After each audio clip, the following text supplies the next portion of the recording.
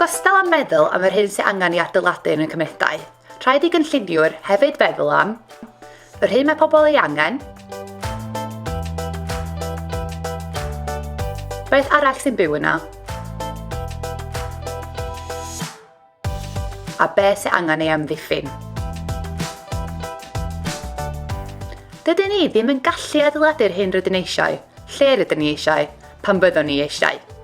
Mae angen i ni wneud siŵr ein bod yn gofalu am y blaned. Mae angen i ni wneud siŵr o hyn drwy gynllunio mewn ffordd gwell.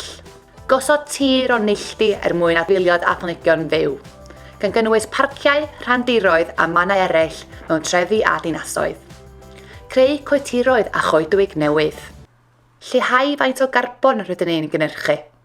Creu gwell trafnidiaeth cyhoeddus, llwybrau beicio a defnyddio ceir trydan. Cynhyrchu fwy o ynni adnewyddadwy drwy wynt, solar a thechnoleg newydd. Ailgyrchu gan gadw ardaloedd yn rhydd o sbwriel a phlastig. Lluniwyr gyfrifoldeb i ddatblygu lleoedd iach i chi ac amddiffyn yr amgylchedd.